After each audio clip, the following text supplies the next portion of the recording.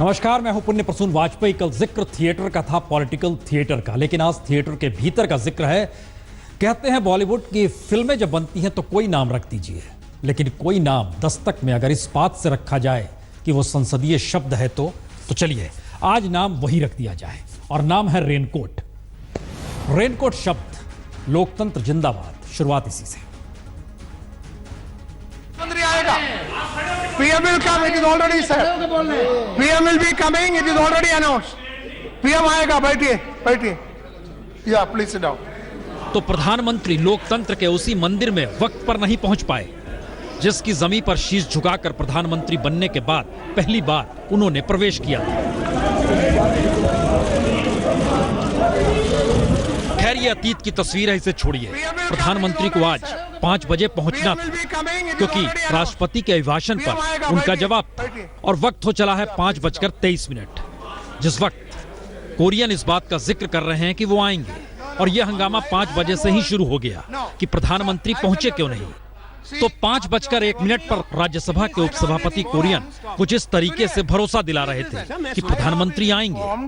That after your speech is over, FM may like to say few words, and after that only PM will come. Therefore you have to stop. समझ गए। और उपसभापति के भरोसे पर कांग्रेसी नेता दिग्विजय सिंह भड़क गए। नियम बदल गया है क्या? Have you changed the rules that the Prime Minister will Digvijay ji, listen to me. लेकिन पीएम तब भी नहीं आए तो सत्ता पक्ष भी पीएम के आने को लेकर कांग्रेस को ही ताने देने से नहीं चूका, और वक्त 5:13 हो चुका था।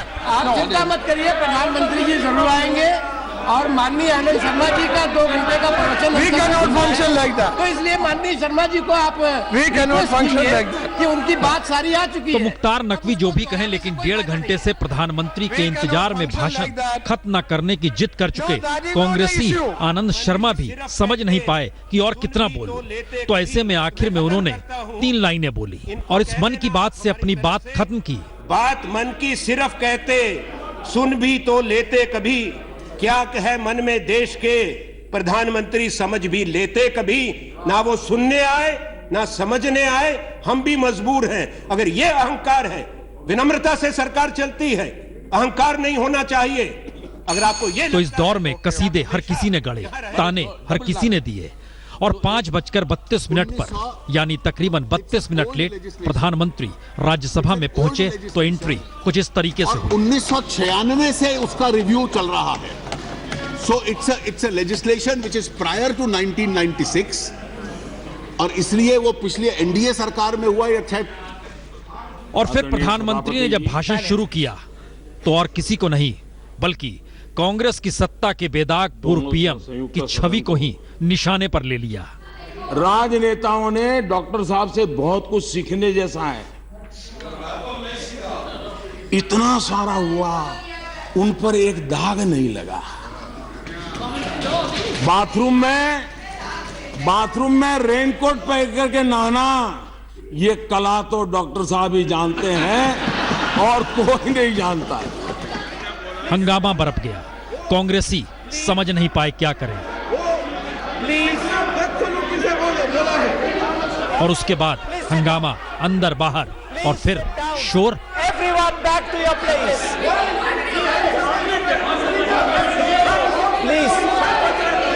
This is not, you can't do this, please. Sit down, everybody sit down. Everybody sit down. No, go back to your place. और उसके बाद boycott. Everyone. Please, everyone sit down.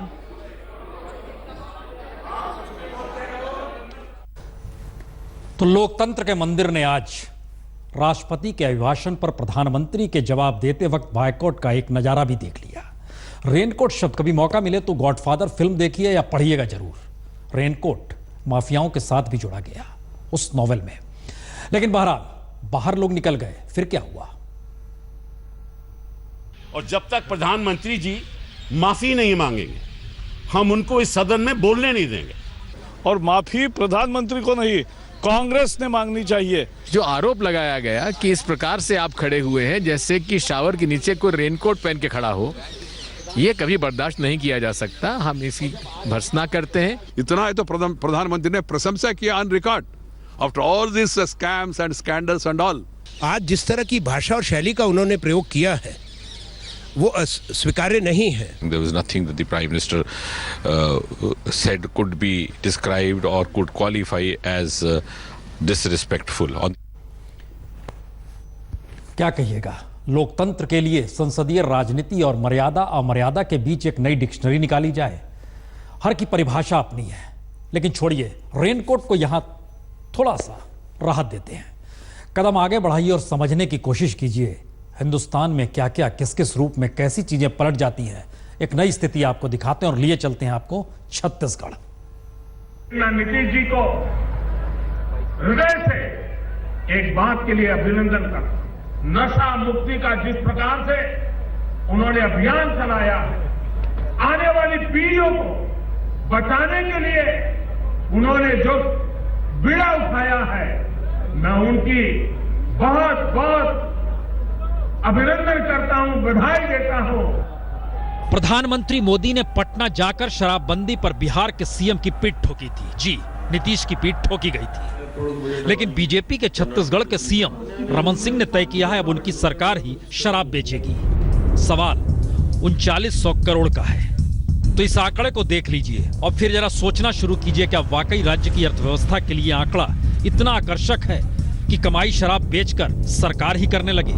लेकिन रमन सिंह सरकार ने तय किया है अब वो खुद ही शराब बेचेगी और इसके लिए बाकायदा एक कॉरपोरेशन भी बना दिया गया है। वो दूर करने के कारण सरकार को बहुत सारा रेवेन्यू लॉस होगा और इंटीरियर की बहुत सारी दुकानों को कोई लेता भी नहीं है और इसलिए उन दुकानों के संचालन में भी तकलीफ होती है। इसलिए इसके लिए आबकारी का एक कॉरपोरेशन बनाने का निर्णय हुआ है। तो शराब की बिक्री और ठेकों के लाइसेंस से होने वाली ये कमाई छत्तीसगढ़ सरकार को इतनी प्यारी है कि चुनाव के वक्त चुनावी घोषणा पत्र में जो रमन सरकार ने कहा था कि कुछ इलाकों में आंशिक तो कुछ इलाकों में पूरी तरह शराबबंदी होगी, और अब ये चुनावी वादा हवाई हो चुका है, जिससे लोगों में गुस्सा है। तो गुस्से की बात बाद में, लेकिन उससे पहले चुनावी घोषणा पत्र का मतलब बीजेपी के लिए क्या होता है, ये गाजियाबाद में आज प्रधानमंत्री मोदी ने पढ़ाया। उसे भी सुन लीजिए। भारतीय जनता पार्टी का चुनाव घोषणा पत्र नहीं होता है, वो संकल्प पत्र होता है। संकल्प पत्र। तो पीएम ने यह बात सिर्फ यूपी के लिए कही या बीजेपी के लिए कही या सभी राज्यों के लिए कही, जो भी कही है, लेकिन रमन सरकार अब शराब बेचने को तैयार है, तो वाकई लोगों में गुस्सा है। और सरकार के फैसले से कई महिला संगठन भड़के हुए हैं। उनका तर्क है जिस सरकार को सामाजिक कल्याण के काम करने चाहिए वह खुद ही शराब बेचेगी, तो इससे ज्यादा गलत तो कुछ हो नहीं सकता। आप नगर निगम को 10-10 लाख देगी सरकार और शराब दुकान वो निर्माण करें, तो सीधा सीधा आर्टिकल 47 का ये उल्लंघन है। अनुच्छेद जो 47 से कहता है कि कोई भी प्रदेश की सरकार किसी भी मादक पदार्थों के अभिवृद्धि, उसको बढ़ावा देने का कार्य नहीं कर सकती। तो समाज कल्याण की जिसे सोचना है सोच ले, लेकिन रमन सरकार छत्तीसगढ़ के लोगों को कितना शराब पिलाने को तैयार है, ये इससे भी समझा जा सकता है कि राज्य में शराब की कुल खपत सालाना 1200 लाख प्रूफ लीटर की है। छत्तीसगढ़ में शराब का कारोबार कुटीर उद्योग की शक्ल ले चुका है। देश में शराब भले ही सामाजिक बुराई के रूप में देखी जाती हो, लेकिन यहाँ सरकारी प्रोत्साहन के चलते ये बाकायदा कल्चर के रूप में तब्दील हो चुकी है। सरकार ने इसे ऐसा ही बढ़ावा देना जारी रखा तो वो दिन दूर नहीं जब यहाँ की एक बड़ी आबादी सामाजिक विघटन की गिरफ्त में नजर आएगी। कैमरामैन महेंद्र के साथ सुनील नामदेव, रायपुर, आज तक। तो प्रधानमंत्री जब आप गाजियाबाद में जिक्र कर रहे थे कि दरअसल बीजेपी का घोषणा पत्र नहीं संकल्प पत्र होता है, तो हम आपको बताते हैं कि दरअसल 6 बरस पहले खुद रमन सिंह ने क्या कहा था। उनका बहुत साफ कहना था, हमारी सरकार ने राजस्व का नुकसान सहकर भी राज्य में शराबबंदी लागू करने की मानसिकता बना ली है। अब शराबबंदी में भी छत्तीसगढ़ पूरे देश के लिए आदर्श राज्य बनेगा। सार्वजनिक वितरण प्रणाली के छत्तीसगढ़ मॉडल की तरह हम देश को नशाबंदी का छत्तीसगढ़ मॉडल भी देंगे। 17 जून 2011। जी, तो मॉडल आपके सामने है, किस किस मॉडल को कैसे कैसे उठाइएगा। लेकिन चुनाव का मौका है और चुनाव के वक्त एक मॉडल, मुस्लिम मॉडल, यूपी की सियासत पर प्यादा है या हाशिए पर है, आइए इस रिपोर्ट को देखिए।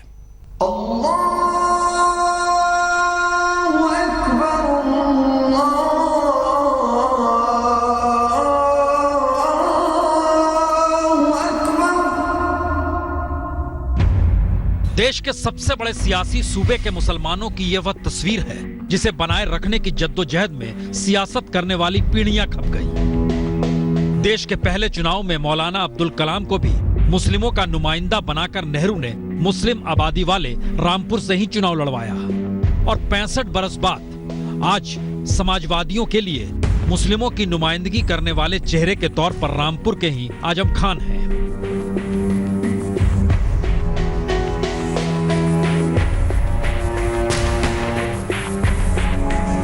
हिंदुस्तान की दूसरी बड़ी आबादी है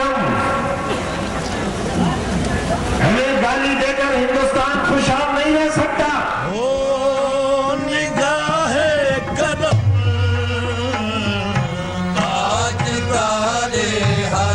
तो यूपी में रेंगती सियासत का ही सच है, जहां मुस्लिम आबादी सत्ता में पहुंचा दे वहां मुलायम ने मौलाना बनकर मुसलमानों को ही दांव पर लगाया और इस बार मायावती की जीत हार भी बीएसपी के 97 मुस्लिम उम्मीदवारों पर ही जा टिकी है। यानी यूपी की सोशल इंजीनियरिंग में मंडल कमंडल की प्रयोगशाला में भी मुस्लिम निशाने पर आकर भी हाशिए पर रहा और सांप्रदायिक हिंसा के खौफ तले सियासत ने मुजफ्फरनगर दंगों से लेकर कैराना तक के केंद्र में मुस्लिमों को ही रखा। तो यूपी के मुसलमानों के सच को जानने के लिए देवबंद की गलियों में चले जाइए, आजमगढ़ की जमीन पर खड़े होकर सियासी बिगुल फूंक दीजिए या फिर मुजफ्फरनगर शामली के रिलीफ कैंपों में रहने वाली रेप की शिकार महिलाओं के जख्म पर यह कहकर नमक छिड़क दीजिए कि लड़ते लड़ते थक चुकी है लेकिन न्याय ने कभी दस्तक नहीं दी। या फिर मुस्लिमों की बिसात पर सत्ता की इमारत खड़ा करने के उस मिजाज को समझे जिसके लिए मुस्लिम ना तो वोट बैंक है ना ही उसे मुस्लिम वोट की जरूरत है। और अयोध्या कांड का एक सच यह भी रहा। नुकीले पत्थर निकले उन पर तो कोई नहीं बैठ सकता, तो जमीन को समतल करना पड़ेगा,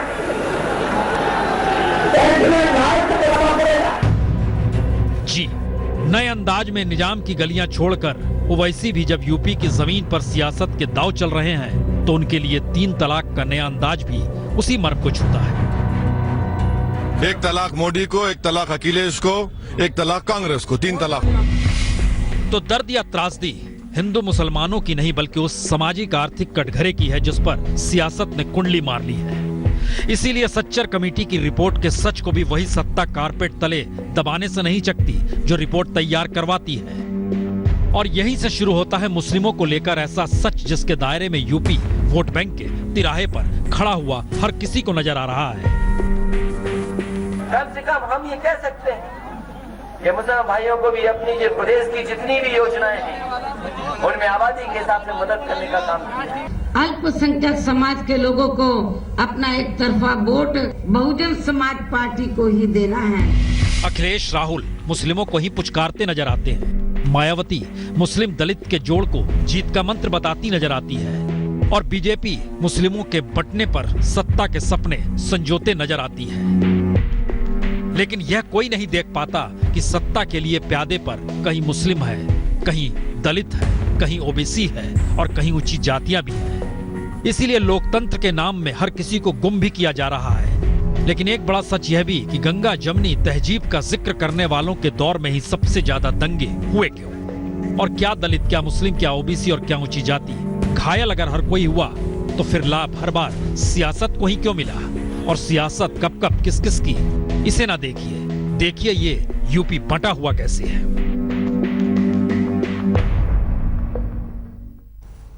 यूपी कितना बटा हुआ है कैसे गिनिएगा? 19% मुस्लिम या फिर 22% दलित या फिर 40% ओबीसी जिसमें यादव भी 8% है, या फिर यह कहेंगे आप कि बाकी 19% में तमाम ऊंची जातियां हैं।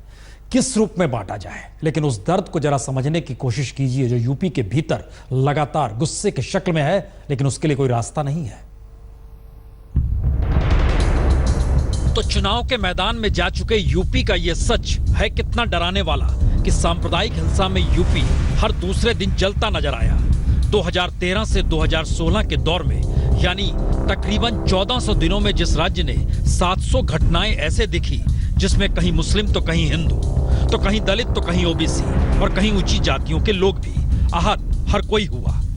2013 में 247 सांप्रदायिक घटनाएं हुई जिसमें 77 मौत हो गई, तो 2014 में 133 घटनाओं में 26 मौत हो गई। 2015 में 155 सांप्रदायिक हिंसा की घटनाएं हुई जिसमें 22 मौत हो गई, और 2016 में 162 घटनाएं जिसमें 29 मौत हो गई। सबको जोड़ दीजिएगा तो 700 सांप्रदायिक हिंसा की घटनाएं पूरे राज्य में हुई, 154 मौत भी हुई और 2000 से ज्यादा लोग घायल भी हुए। यानी सवाल यह नहीं कि हर जहन में मुजफ्फरनगर दंगों और मथुरा कांड की याद इसलिए ताजा है क्योंकि यह राजनीतिक बिसात पर वोटों का खेल पना बिगाड़ सकता है। मुश्किल तो यह है कि यूपी के सामाजिक आर्थिक ताने बाने में यह सवाल ही दूर की गोटी हो चला है कि सांप्रदायिक हिंसा का एक भी आरोपी दोषी साबित क्यों नहीं हुआ, दंगों के एक भी आरोपी को सजा हुई क्यों नहीं, और दंगों के पीड़ितों को कोई राहत मिलती क्यों नहीं। यानी सांप्रदायिक हिंसा के दायरे में अगर यूपी के सच को ही परख ले तो 20 करोड़ की जनसंख्या वाले राज्यों में तकरीबन 6 करोड़ की आबादी सांप्रदायिक हिंसा से प्रभावित हुई। लेकिन सियासी बिसात पर अगर यूपी को बांटा जा चुका है तो फिर हर कोई अकेला है, और इसके लिए दूर जाने की जरूरत नहीं। पश्चिमी उत्तर प्रदेश के फगुना गांव में ही झांक कर देख लीजिए। ये पेशे से लुहार शकूर अहमद का गांव है और गांव में ये इकलौता मुस्लिम परिवार है। दंगों से पहले गांव में 2500 मुस्लिम परिवार रहते थे, लेकिन दंगों के बाद कोई परिवार वापस नहीं लौटा। किसी ने घर गंवाया, किसी ने साख गंवाई, किसी ने रोजगार गंवाया, किसी ने परिवार को गंवाया, और ऐसे में सरकार उन्हें यह भरोसा दिला नहीं पाई कि लौट आइए। हाँ, हम तो गांव भी चाहता है जी, गांव में मुसलमान आ जा तो अच्छा है, मैसेज चालू हो जाएगी हमारी। जितने भी वहाँ पे जो केस है, मुकदमे है कोर्ट में, वे वापस ले तो उनका वेलकम होगा, नहीं वैसे नहीं होने के। जाहिर है कुछ ऐसा ही दर्द हिंदुओं का भी, उनके भीतर भी आक्रोश, जिन्होंने 2013 में मुजफ्फरनगर दंगों में अपने घरों को जलते देखा, लुटते देखा, हालात बिगड़ते देखे और सब कुछ देखा। गुस्से में वह भी है। बच्चों की सीबीआई जांच हो, अगर बच्चे दोषी पाए जा तो सजा हो। यानी गुस्से में यूपी हो सकता है, लोगों के भीतर आक्रोश हो सकता है, लेकिन सियासत तो मुस्कुराती है। उसे पता है लखनऊ का रास्ता दिल्ली ले जाएगा, लेकिन गांव-गांव, शहर-शहर आहत लोगों का रास्ता उन्हें अपनी चार दीवारी में सियासत ही कैसे कैद कर देती है, यह सारा नजारा इस चुनावी प्रचार में खो चुका है।